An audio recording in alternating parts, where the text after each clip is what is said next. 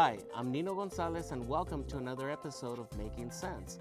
Well, today I'm going to be talking to two of my students that are currently enrolled in one of my accounting classes, and we're going to be discussing different topics and learning a little bit about them, including the psychology, how psychology is involved in budgeting.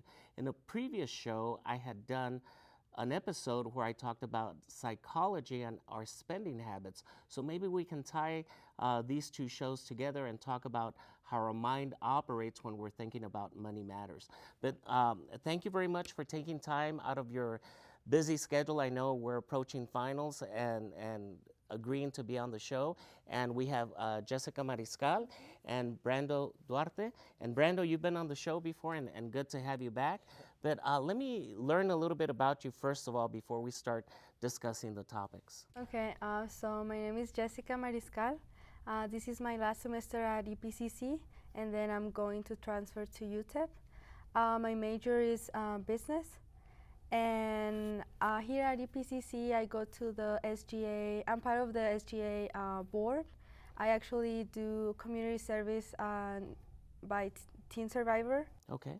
And I'm in the honors program. Wow, so you're pretty actively involved within the college, and SGA, that's Student Government Association, correct? Yeah, that's right. And what is this Teen Survivor program about? Tell me a little bit about that. Okay, so at the end of each semester, we go to a middle school, and we try to teach students in a really entertaining way, teach them how to manage teen problems like drugs, alcohol, Dating. depression, everything we can. Yeah. All those awkward situations that teens might face or that we face when we were going into high school. Exactly. Correct. And how have you liked your experience here at the college and being involved with these organizations?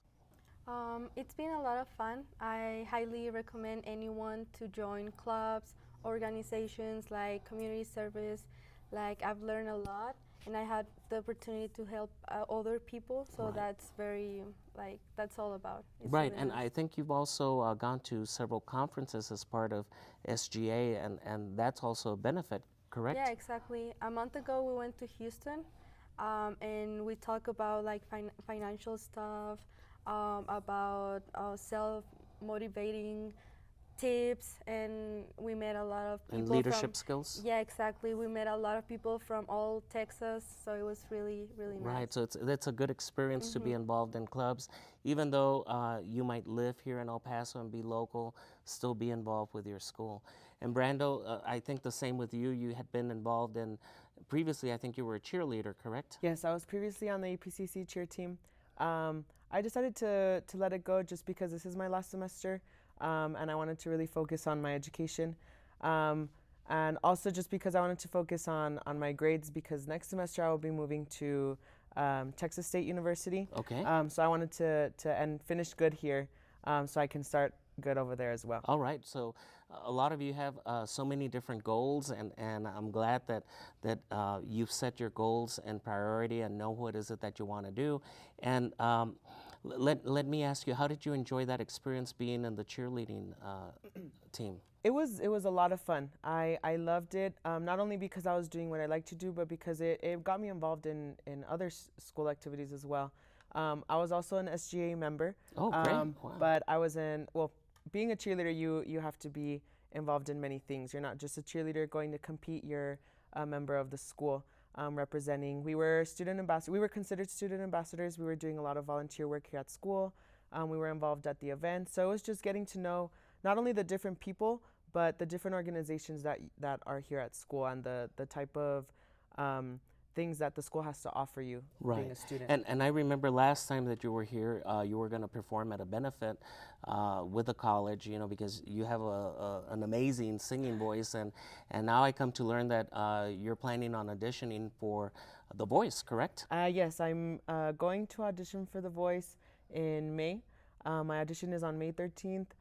fingers crossed that all Great. goes well. Yes. Right. Well, hopefully we'll get to see you on TV, and hopefully those judges will turn around and say, "We want you on our team." All of them. All of them press the button. So let's hope for the best. But the reason I bring you here is because I'd like to get student perspectives on a research topic that you were doing for my class. As you said, you were part of the honors program, and we discussed on a project that you might be interested in, and you decided to do it on the psychology of budgeting. So let's talk a little bit about that, and let's talk a little bit about your project and what is some of the research that you found out. Okay, perfect. So first of all, I learned that behavioral finance is like a new field that we have to explore the benefits from knowing inside of our minds and how to like manage all of our decisions. Correct. So once we have the psychology and finance plus economics together,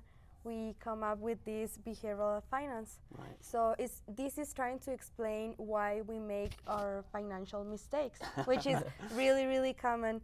And it's when we talk about budgeting in the course that you're taking, it's a control tool, whether it's in an organization or whether it's with us.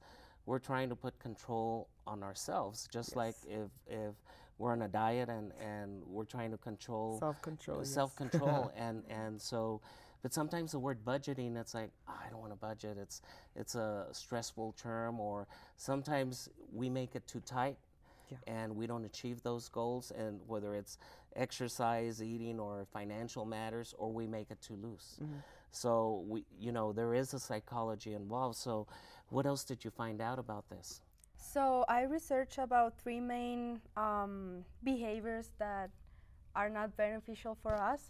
The first one is self-control, and there is a term that it's called present bias. So this is all about immediate gratification. So let's say we're going to have a meeting next week. Okay. And I'm gonna offer you either like bananas or chocolate, and I'm going to have it ready on a table. So most of the people will say, okay, I want a banana because it's more healthy, like it's better for me. Right. So once the meeting, like the week is over, we're in the new meeting, more people will choose chocolate because they have it like in front of them. So this is present bias, which is a tendency to overvalue our immediate rewards and giving up the long-term benefits. Okay, for immediate gratification. Yeah, it's the same when we are on a diet and we all the time think that we're going to start our diet next Monday. Oh, I'm gonna do it next Monday. Next Monday, I'm gonna have this piece of cake chocolate. Chocolate cake. Yeah, right now, and I'm gonna start eating healthy tomorrow. Right. So that's all about. So how does this affect our when you were talking about food, and I'm getting a little bit hungry here, but how do we put it all together with when it comes to money matters? Like for example, give me a situation where we might go for that immediate gratification now instead of waiting for the ultimate result. Yeah, let's say I get my paycheck and I have $500. So I'm gonna pay my rent, my utilities, like everything I have to pay. And then maybe I just have $100 left. Right.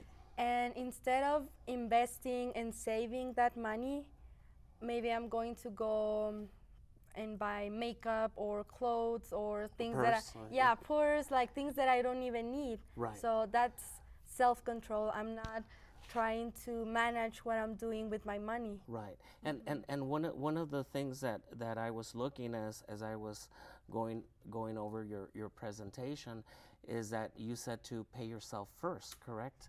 Yeah, that is one of the the best solution that you can do to help yourself. So when you receive your paycheck, like economists say that you must pay yourself first. So this means that We know when you get your paycheck, Right. maybe sometimes you pay your rent, your utilities, your car, like everything. But you don't pay yourself. You don't pay yourself. Right. But you have to do it first. Like pay all of your necessities, like what you need first. I don't know, maybe it's 100, 200, even 50. $50. Right? Yeah, it's okay. And then when you have your money, when you pay yourself, you can go and pay other people. Right. And we're gonna talk later about those situations which might prevent us from paying ourselves first if we don't put it on automatic pilot. But it's real interesting on how we take a look at this. And today in class we were talking about the time value of money and how either time is our friend or time is our enemy.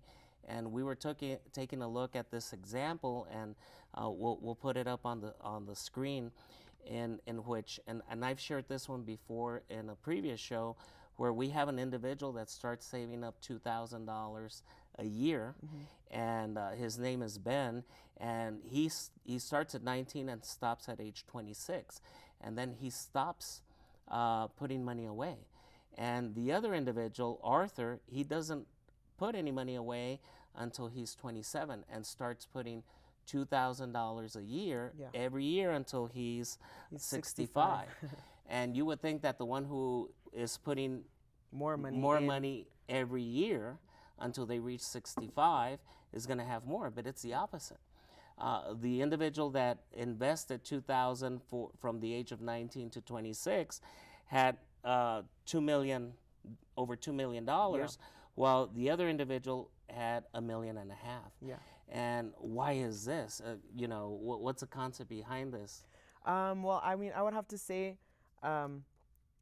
if you know about accounting, just like we're trying to study right now, you see that the hopefully his rate is really good once he's right. he And puts this is based on a rate of return of 12%. Yeah. So which is what you said it was really good, right? It's at 15% right now. Usually, the stock market historically is paying an average about 15%. Yeah. So 12% is pretty conservative. It's pretty good, yeah. So if you can see on the paper, it says that he puts in $2,000 every year until he's 26, and if you notice, he's already on the first year he's already getting $240 back with the interest.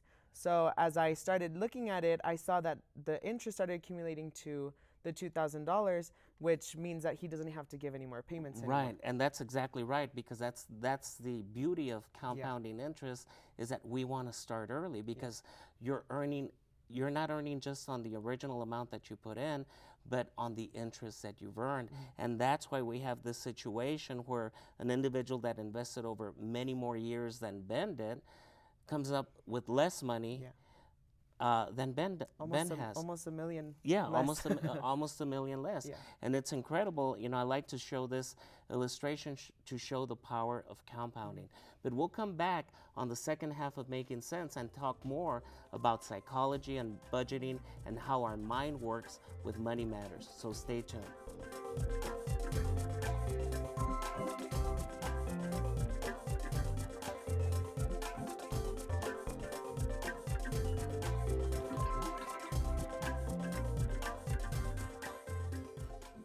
Welcome to the second half of Making Sense. And in the first half, we were discussing about how our mind works when it comes to money, but not just money, but other matters. And during the break, we were talking about this $2,000 that we were referring to in the example. And Brando, you were saying that sometimes, being a college student, that $2,000 in a year might be out of reach. And why are you saying that? I just think just because people in our era, in our age, deficiency would say $2,000 is unimaginable just because we spend it on things that we don't have to spend it on. Okay. I would say, we don't want to use the word immature, but I mean we do. We spend it on going out, on vacationing, on just things that we really don't need. Going out to eat. Going out to eat with your friends every day, or going out every weekend. That's a very big thing that kids do now. And that's that's one of the things, is that if you're talking about 2,000, that's about how much do we need to save per month? A little bit less than what, 200? 200, yeah. 200 a month. I But would think say. let's say if we put it, we're saving about 200 a month, or even 100. Okay, let's even put it at 1,000. All right. So at $100 a month, and you're saying, well, I don't have those $100. Well, you just mentioned, how much do you usually spend out when you go out on a weekend? On a weekend or just one day like Oh, that? okay, just one day. Just one day, you easily spend probably like $40. Okay, 40, maybe Yeah. 60 Maybe bucks. 60, yeah. Maybe 60 bucks. So and when do you start going out? Thursday, Friday? Sometimes Thursday. People Okay. start going out on Thursday. It's not a normal thing, but I have started my weekend on a Thursday. Okay. And then it goes through Friday, Saturday. And possibly Even Sunday. Yes. Possibly even Yeah. Sunday. Okay. So even if at the minimum that you're talking, which is 40 bucks, right? And you multiply that by what, 4? By 4, That's already, you know, $160. 160 bucks. And now you increase it to 60 times 4, that's $240 bucks. So on a weekend. On a weekend. Yeah. Just Yeah. and you're telling me that you might not be able to save up maybe $100 or $200 a Yeah. month. And that's where the self-control comes into play, where The psychology, where the right? psychology of it comes into play, because we don't have that mindset of, instead of going out and spending, you don't think about it in a way where, I spent $240 this weekend. You think about it, today I only spent $40. the next day I only spent 20. You know, Right. you don't really think about it in the big aspect of it. Right, and that's what you were talking about, is the instant gratification. We're not looking at the end picture. But what if you even gave up one night of going out? Yeah. You know, and set that money aside. You know, not try to say, hey, don't go out, Yeah. but maybe don't go out as much. Yeah. Maybe let's cut it down to 2 nights, maybe 3 nights if you're going out to 4 nights, and try and put a little bit of self-control where you're not feeling budgeting. it as much, and your mind can handle it. Yeah. Yeah. So what do you think about what we were talking about with the research that you did? Yeah, you know, marketing plays like a huge role here in how we perceive things. So maybe most of the time we want to buy things that we don't really need. Like, we feel like we have to buy the newest iPhone, the best clothes, The iWatch, the new shoes. yeah, exactly, like everything. Right. Yeah, Yes. to be nice, to be cool. But you don't have to buy those stuff if you don't need them. Correct. So when you go to a store, just think about it, leave, go to your home, and think twice about what you want to do with your money. Right. Because maybe if you come back the next day to the store after you thought about all the pros and the cons, you will say, okay, I don't need it. I'm not gonna buy That's it. exactly right, and you know, and that's what we call impulse buying. And usually, you know, when you're talking to a salesperson, they don't want you to leave. Yeah. No. You know, they want you to decide right then and now, because when you leave, you know, you're probably not going to come back. You know, when you say, well, you know, I have to think about this and see if that's what I really Yeah. want, because most of the times, about 99% of the time, you're not going to come back. But what other research did you find? Yeah, I find this like experiment research paper. So about Germany and Austria and people getting their driver's license. Okay. So we have these two very similar countries, Germany and Austria. In Germany, when you get your driver's license, Right. they ask you, you have to check a box if you want to donate organs. You have to check the box. Okay. I want to donate. Right. So only 12% of the population actually go and check the box Wow. to donate. Okay. So on the other hand, we have Austria in checking boxes to not donate organs. So they have a box that I do not. I do not want yeah, to. I do Do not, not want, want to to, donate. okay. So 99% of the population actually donate organs. Like if they have an accident and like the ambulance see on your Right. driver's Organ license, donor? you're an organ donor. Right, even though they might not have wanted to be, but because of that little checkbox and how it was worded, basically they became an organ donor, right? Yeah. And so how do we apply this to, you know, we were talking about this when it comes to saving or investing. Yeah, so this is called inertia or procrastination in the business World. area. Yeah. So it's the lack of activity or interest. People, we are so lazy. We're lazy to do stuff. For example, if we want to get the 401k plan, 401k the plan. retirement plan, you have to do like 17 clicks. I don't know, it Okay. will take you around half an The hour. application Yeah, process, the application right. process. People don't want to do that. They don't Okay. want to, like, they have to think, they have to see. And not only that, they have to research maybe where they want to Yeah. invest their money in and so forth. So people don't do it. Right. Yeah, that's So what are you saying, that maybe in order to get people to start saving or to start getting into these retirement plans, that maybe put a box that says, or check. automatically enroll them, Yeah, that would and then be put a box easier. that says maybe I don't want to enroll? Yeah. Do Yeah, you the think that- country do will you- look do you think different. That, do you think Yeah. that you think that might help? Yeah, I think It's it will amazing be. how, Yeah. how the psychology behind Just this the question works. Yeah, just the question was different, but the output was Right, and it's the same thing when we're talking about savings, and you were talking about paying yourself, is that we should make it automatic. yeah, exactly. And it should go directly from your paycheck to your savings account or wherever you want to put it. Because if we take our check, okay, or now it's in our checking account, direct deposit, well, it's going to take us time to go take it out and then transfer it to a savings account. Or even if we have to go to the computer, if it's on the same with the same bank, doing that. So we should put it automatically. Yeah. Because if we don't Yeah. see it, and you were talking about what is that called, that if you don't see it, then we won't worry about it, but if we see it, then we feel like it's missing. Oh, yeah, it's the loss aversion. Loss aversion. Yeah. Okay, so explain a little bit Yeah, about that is when we have the money in our hands.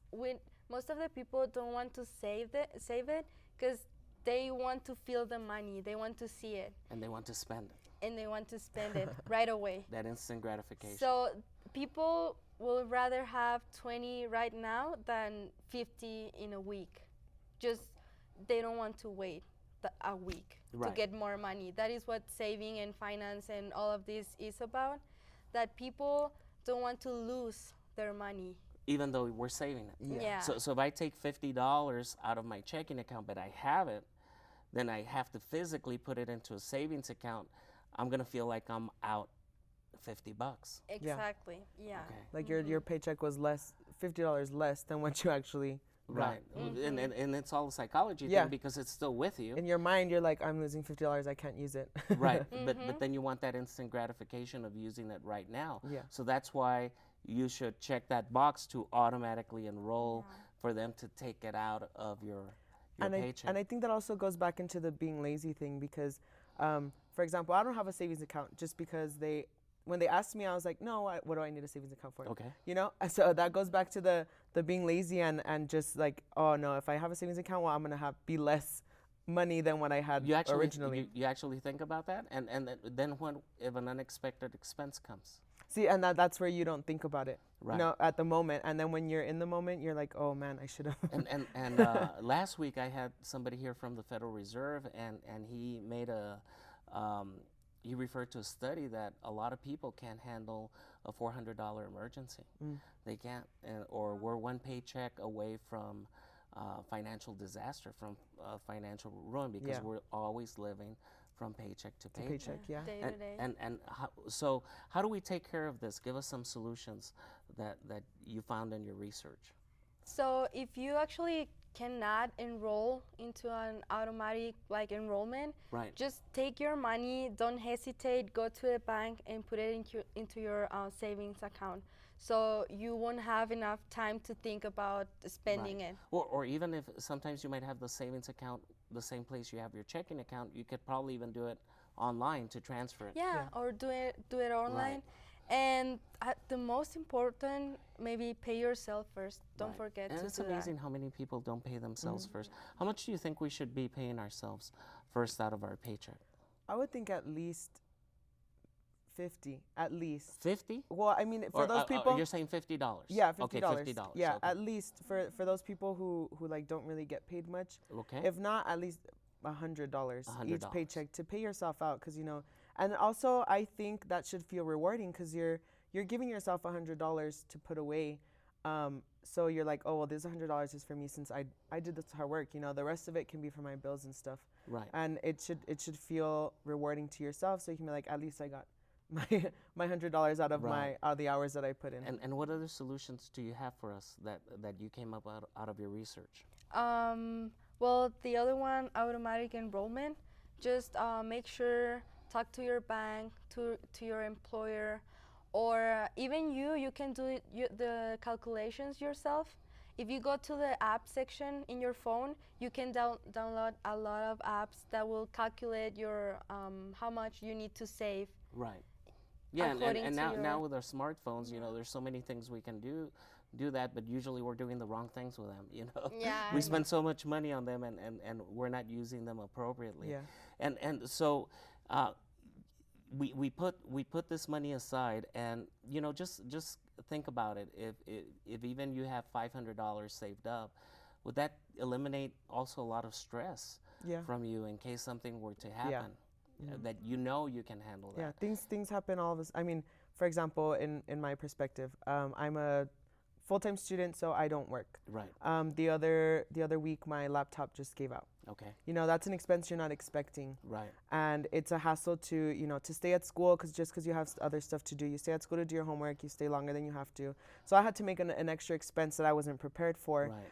because an And unexpected did you thing have happened. the money, or did you have to put it on a credit card? I had or- to put it on a credit card. Yeah, so you see, so that's those are things that happen, and things will always happen that are going to throw a wrench in our budget Yes. or what we need, and then we're saying, I should have saved Yeah, for that. and it's better to be prepared rather than. Right. Well, thank you for taking time out of your busy schedule. I know finals are coming up. I wish you the best, and thank you for doing this research for the class. It's real interesting on understanding how the mind works in money matters, but also not just in that, and you know, other things that we have, whether it's relationships, exercise, dieting.